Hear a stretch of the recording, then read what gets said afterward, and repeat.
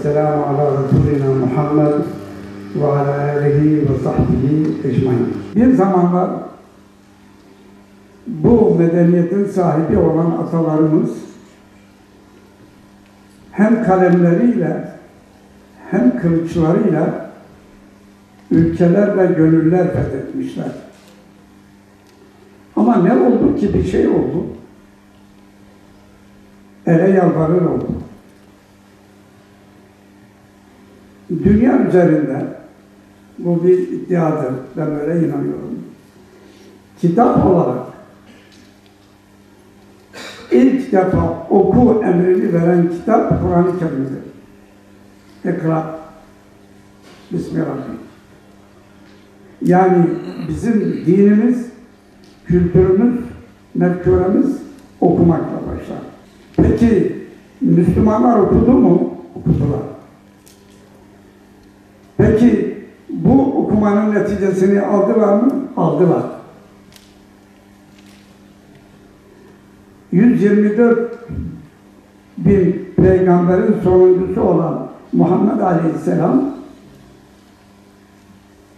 İslam'ı tebliğ ettikten birkaç sene sonra o vefat edince onun sahabeleri dünyaya bir ışık saçtılar. Neydi? Allah'ın emirlerini ve insanlara zulmetmemelerini öğrettiler. Hala batılı yazarlar, oryantalist diyoruz onlara. Hatta bizim Müslüman yazarlar anlayamıyorlar ki Peygamber Efendimiz Aleyhisselam'ın gelişinden 40-50 sene sonra İslam orduları İspanya'ya girdiler. Avrupa'ya girdiler. Bunu anlamış değiller. Anlayabilmek için o gelen ilk ayetin, yani İkra'nın iyi bilinmesi lazım. Nedir bu İkra? Okumak. Hicri 150 senesinde, yani Peygamber Efendimiz'den işte 150 sene sonra kitap yazılmaya başladı. Nerede? Medine'de. Nerede? Bağdat'ta. Nerede? İsfahan'da kitap yazılmaya başlandı. Peki bu insanlar bir şey bilmiyorlardı. Dünyada okuma yazma diye bir şey yoktu. Eski kitabeler, tabi milattan önceki dönemlerde Mısır'da, Orta Doğu'da, başka yerlerde kitabeler var. Ama o kitabeler artık unutulmuş. Biraz sonra göstereceğim o şahıslardan bahsedince emin olun ben utanıyorum. Utanıyorum. Bir insan olarak utanıyorum. Bizim selefimiz, yani bizden önceki alimler bizdeki imkanlara sahip değiller. Bu imkanlar onların olsaydı kim bilir neler yapacaklardı. Öyle bir dönemdeyiz ki teknoloji, elektronik öyle bir hal aldı ki artık ilim çok kolaylaştı ama kolay olunca bu sefer yapılmaz oldu. Bunu derken özellikle İslam ülkelerini kastediyorum. Müslümanları kastediyorum. Müslümanlar Allah'ın ve Peygamberinin emri üzerine ilim yaptılar. Dünyalar fethettiler ve fethettikleri yere ilim götürdüler. İnsanlık götürdüler. Sonra ne olduysa bir şey oldu, bu insanlar tekrar geriye yürüdü. Bu kırılma noktalarını iyi bilmek lazım. Haçlılar Kudüs'ü işgal edinceye kadar hep ilerlediler. İstanbul'a geldiler. İstanbul'a, Konstantiniyye'ye. Eğer gelirseniz İstanbul'a, o sahabelerin devamı olan tabiinlerin bıraktığı cami var. Arap camisi. Onları göreceksiniz. O zamanın imkanlarıyla geldiler ve hepimizin ismen bildiği Eyüp Sultan var. 80 yaşında deve sırtında insanlığa Allah'ın emirlerini ulaştırmak için gidiyor. Ama buradaki talebelerimi tenzih ederim. Ben şimdi İstanbul'da Süleymaniye Kütüphanesi'ne bir asistanı gönderemiyorum. Niye? Teknoloji çıktı hocam. Şurada PDF'ten baksam olur mu? Olmaz diyorum ya. Oğlum git şu kitabı gör. Ama öyle bir tembel olmuş ki Müslümanlar. Şimdi genellikle ben çok gezdim, bütün dünyayı gezdim. Her yerde bir şey söylüyorum. Diyorum ki mesela Avustralya'da, dedim belki oraya İslam az gitmiş. Bizim Türkler, Müslümanlar orada var ama sınıfta dedim ki Allah'ın ilk emri nedir? Bütün salon bir ağızdan ikra dediler. Peki biz ne diyoruz? La akra. Hayır okuma. Allah diyor oku, biz okumuyoruz. Gerçekleri söylemek için buradayım ben. Madem ki bir üniversite ilim yuvasıdır, burada ilim yapılmalı. Allah rahmet eylesin. Bu sınıfa, bu salona adını verdiğimiz Fuat Hoca'nın çalışmalarını hatırlayıp utanmak lazım.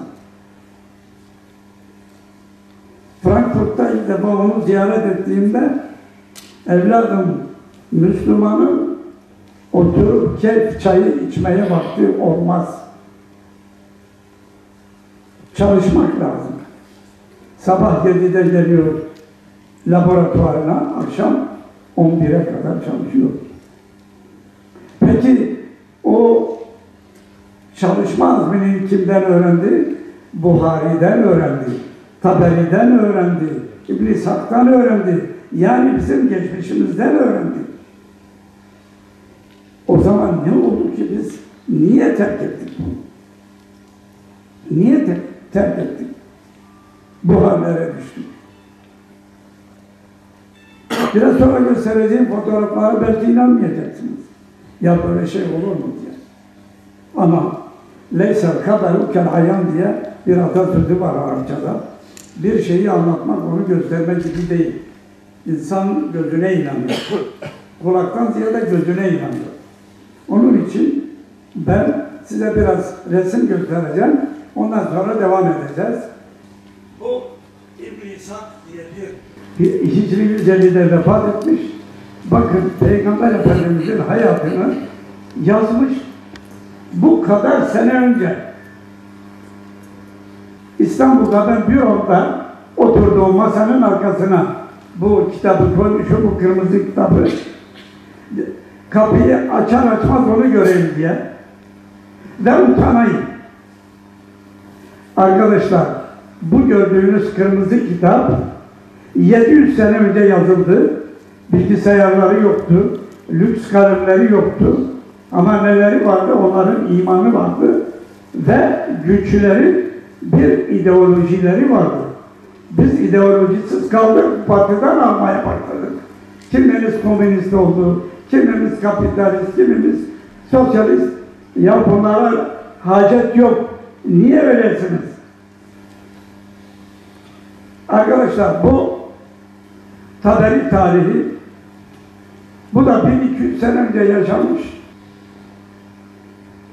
Gördüğünüz bu kitabı yazmış, tarih kitabı efendim.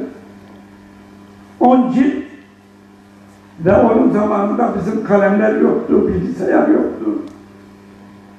Bu büyüklükte bir de tefsir yazmış adamcağız. Ama o kendini feda etmiş değil mi? Ve maalesef bu büyüklükte şimdi alimlerimiz kitap yazamıyor. Bütün bu imkanlara rağmen. Bu İbn-i Sa'd. Bakın bu büyük alim de yine o kadar sene önce, 1000 sene önce diyelim ki yuvarlak olsun. Bilgisayarı yok, hiçbir şey yok. Bütün sahabenin hayatını yazmış. O dönemki tarihi yazmış. Biz istifade edelim diye. Bu gördüğünüz 13 ciltlik tarih. Bu Bu da 600 sene önce yazıldı. İsrail'de bir aile vardı. O ailenin 3 tane oğlu vardı. Allah rahmet eylesin. Birisi benim meslektaşım tarihçi. Bu 13 ciltlik El-Kamilu Fit Tarih diye tarih kitabını yazdı. İspanya'dan Orta Asya'ya kadar tarihi yazmış. O dönemlerde. Bir kardeşi aynı şekilde hadis kitabını yazdı. 6-7 cilt.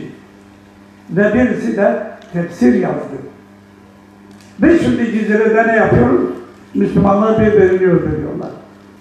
Bu efendim tahrip erdi, Mısır'da yaşamış, Türk asıllı bir tarihçi bu kadar yazmış. Ben ayrıntılara artık girmiyorum. Tarih-i Bağdat, meşhur Bağdadi, 1200 sene, 1300 sene önce bunu yazmış. O dönemin bütün tarihini anlatıyor. Şimdi Bağdat'ta Müslümanlar birbirini öldürüyor. Niye? İlmi terk ettik de ondan. Bu kitap böyle ciddi değildi. Ben Paris'te bu kitabı aldığımda hanımımla kavga ettim. Yahudi kitapçı vardı, Sorbonne Üniversitesi'nin altında. Cuma günleri Sultan Abdülhamid'in arsasını aldığı camide namazı kılar, Cuma öğleden sonra giderdim. Yahudi kitapçıma ben demiştim, Türkiye ve İslam'la ilgili kitapları, eski kitapları hazırla, ben gelir seçerim, aldığımı alırım, gerisini ne yaparsan yap. Bir salı günü, o gün dersim yoktu, hanım dedi ki ya hoca senin dersin yok bugün, beni çarşıya götürür müsün, biraz ihtiyaçlarım var.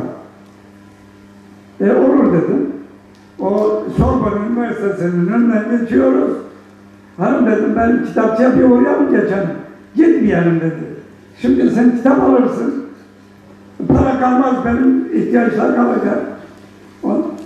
Hanım dedim benim kitapları alma günüm Cuma günü. Orada olsa bile almam. Gitmeyelim gidelim tabi zavallı hanım Fransızcayı daha öğrenmemişti. Kalsa kaybolacak ve ben gittik. Arkadaşlar kapıda Yahudi beni görünce kaşlarını çattı, kızdı. Bonjour dedim, cevabımı vermedi. Allah Allah ne oluyor falan. Ben bir şey de demedim, kötü bir şey demedim. Bonjour dedim. İçeriye gitti. İplerle sarılı 8 kitap, bir de ayrı bir kitap getirdi, koydu masaya. Sinirli. Monsieur dedim ya, anladım. Bugün günlerden ne dedi? Salı. Niye ademi bozdun, sözünde durmadın? Sen Cuma geliyorsun. Ben Cuma günü kitap hatırlıyorum sana. Kusura bakma, buradan geçiyordum. İşte dedim bir uğrayayım size bir bonjour diyeyim. Cevap vermiyor. Yani imkan olsa belki beni dövecek. Kitaba baktım. Böyle ciddi değildi. Ciltleri, kapakları yırtık. Lamartine'in Türkiye tarihi. O rüyamda gördüm. İnanma. 8 cilt. Tamam Monsieur, sen bunu bırak. Kenara. Cuma günü her zamanki gibi gelip alacağım bu kitabı. Hayır dedi, ilk gelen müşteriye vereceğim. Sen dedi, ahdini bozdun. Ulan ne inatçıymış ben. Ne verdim? Tevafuk. Üzerine baktım, 80 frank yazıyor. O zaman euro yoktu. Ne verdim? Cebimde de hanımın 80 frankı var. Neyse, dedim, ben bunu almazsam birisi alır, büyük bir şey kaybederler. Hanım belki birkaç gün üzerinden küser diye, Monsieur dedim, ben parasını veriyorum. Yalnız dedi, biz döneceğiz. Bize 2 frank bırak, ben seninle hiç pazarlık yapmadım. Metro parası. 2 frank. 1 santim indirmem dedi. Sen dedi ahdini bozdu ya. Ne ciddi adam ya. İşte neyse 2 gün sonra gönlünü aldık ettik. Şunu demek istiyorum. Bu kitapları böyle elde ettik. Ama ben istiyorum ki o kitap orada durmasın, okunsun. Mes'udi 1868 yılında Fransızlar bunu Fransızca'ya tercüme etmiş. Bizim ilahiyat fakültelerinin çoğunda yok. O kadar güzel tercüme yapmış ki. Yarıya kadar Arapça, altında da Fransızca. Biliyorsunuz Haçlılar diye bir olay var. Haçlılar Anadolu'yu kan gölüne çevirip Kudüs'ü işgal edince, arkadaşlar iddia ediyorum o zamanlar Avrupa'da okuma yazma bilen bir tek insan yok. Papazlar biraz İncil okuyorlardı. Geldiler, işgal ettiler Kudüs'ü. 100 sene kaldılar ama orada okuma yazmayı öğrendiler. Medrese gördüler, hoca gördüler. Baktılar ki bir adam gidiyor, koltuğunda kitaplar, kitap ne? Kilisede sadece bir İncil görmüşler falan. Uzatmayayım, okumayı, yazmayı öğrendiler. Alim oldular, ilimle tanıştılar. 100 sene sonra Selahaddin Eyyubi, Allah rahmet eylesin, onlardan aldı. Kudüs'e aldı, gittiler ama boş gitmediler. O kafalarına aldıkları ilim zihniyetiyle gittiler. Ondan sonra yavaş yavaş Müslümanlar bu sefer terk etmeye başladılar.